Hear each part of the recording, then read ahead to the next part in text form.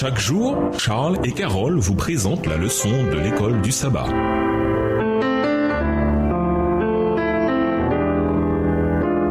Bienvenue à notre émission Dieu nous parle. Nous la leçon de mercredi. Jésus au temple. L'histoire du salut est émerveillée de tension.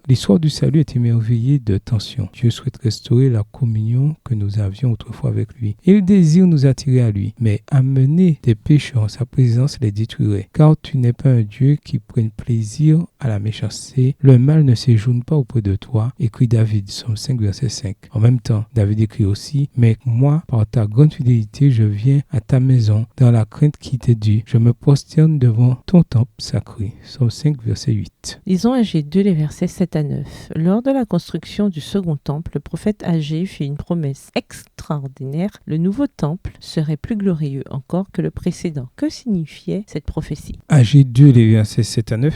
J'ébranlerai toutes les nations, les trésors de toutes les nations viendront, et je remplirai de gloire cette maison, dit l'Éternel des armées. L'argent est à moi et l'or est à moi, dit l'Éternel des armées. La gloire de cette dernière maison sera plus grande que celle de la première, dit l'Éternel des armées. Et c'est dans ce lieu que je donnerai la paix, dit l'Éternel des armées. Lors de la dédicace du premier temple, la gloire de la Shekinah, la présence de Dieu, qui avait accompagné les enfants d'Israël en chemin vers Canaan, remplit le temple et les prêtres ne purent rester pour accomplir leur ministère. 1 Roi 8, les versets 10 et 11. Lors de la dédicace du second temple, l'arche de l'Alliance qui représentait le trône de Dieu était absente, car Jérémie l'avait cachée. Cette fois, la présence littérale de Dieu ne remplit pas le temple. C'était un crève-cœur. Comment la promesse d'Agé pouvait-elle se réaliser? C'est dans le second temple que Jésus, incarnation de Dieu, apparut en personne, en chair et en os. Dieu lui-même était sorti de derrière le voile pour devenir l'un de nous et nous rejoindre dans ce monde brisé. Le Fils de Dieu était à présent le Fils de l'homme. Alors nous avons pu voir sa face, entendre sa voix et le voir par exemple quand il toucha un lépreux impur et le purifia. Matthieu 8, verset 3. Au lieu de nous rapprocher de lui dans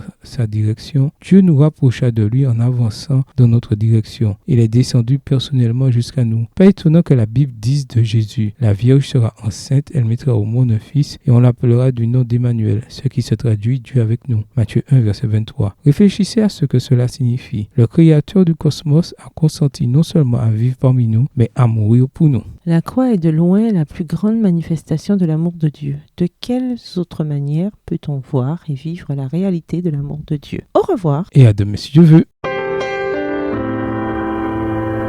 Dieu nous parle.